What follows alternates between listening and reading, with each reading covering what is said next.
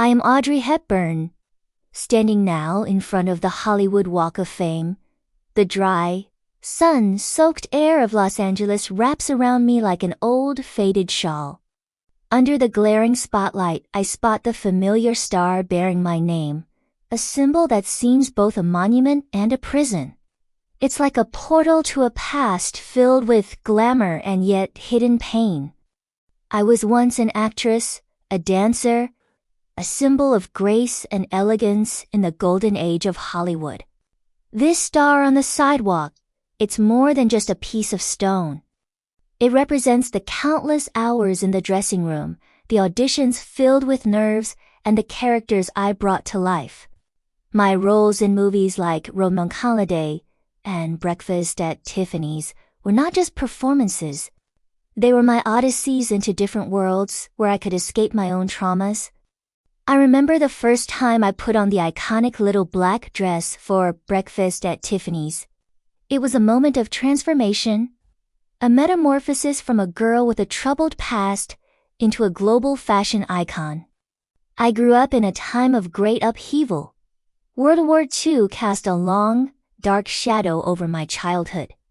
I witnessed the horrors of war, the rationing and the destruction. The concept of total war was not just a historical term. It was my daily reality. My ballet dreams were shattered as the world around me crumbled. But even in the midst of chaos, I found solace in the arts. It was a form of cultural resistance, a way to hold on to hope and beauty when everything else was falling apart. When I stepped into Hollywood, I was like a blank canvas waiting to be painted. I brought a fresh, European sensibility to the American film industry.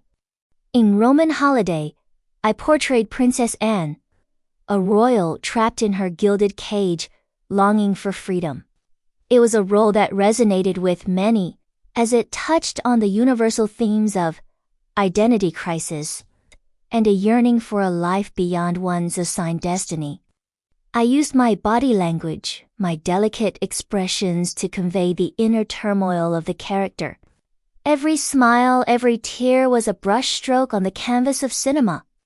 Now, standing here in front of this star, I look at the tourists taking pictures, the fans tracing my name with their fingers.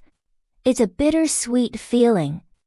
On one hand, I am grateful for the love and recognition. But on the other hand, I can't help but feel a sense of loss. My movies, my characters, they have become part of the cultural zeitgeist, but they are also a reminder of a time that has passed.